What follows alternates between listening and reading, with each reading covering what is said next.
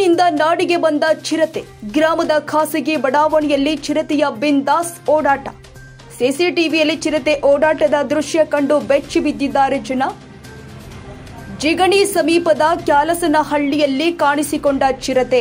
ಬೆಂಗಳೂರು ಹೊರವಲಯ ಆನೇಕಲ್ ತಾಲೂಕಿನ ಕ್ಯಾಲಸನಹಳ್ಳಿ ಖಾಸಗಿ ಲೇಔಟ್ನಲ್ಲಿ ಓಡಾಡಿರುವ ಚಿರತೆ.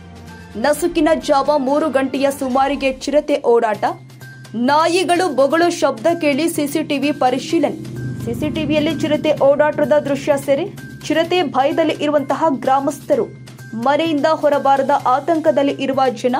ಸ್ಥಳಕ್ಕೆ ಅರಣ್ಯಾಧಿಕಾರಿಗಳು ಮತ್ತು ಸಿಬ್ಬಂದಿಗಳ ದೌಡು.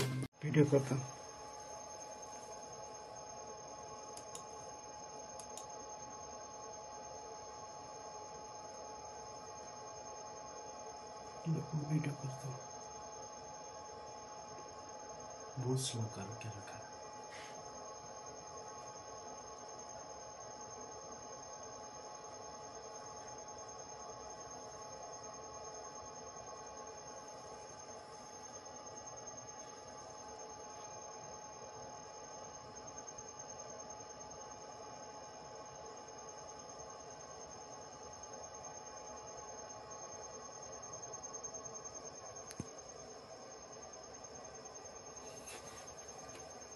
इधर पढ़ो।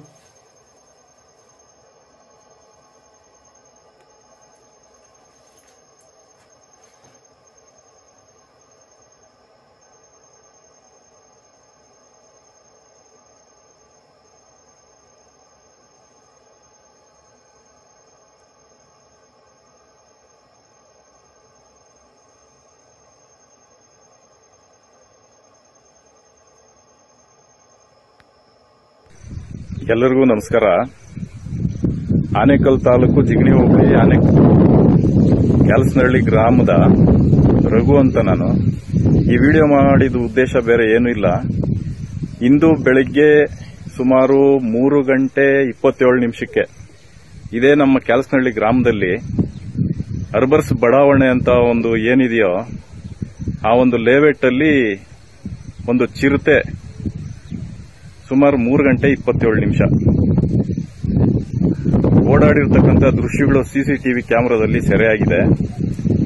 ಇದ್ರ ಬಗ್ಗೆ ನಮ್ಮ ಬನ್ನೇರಘಟ್ಟ ಫಾರೆಸ್ಟ್ ಇಲಾಖೆಯವರು ಏನಿದ್ದಾರೆ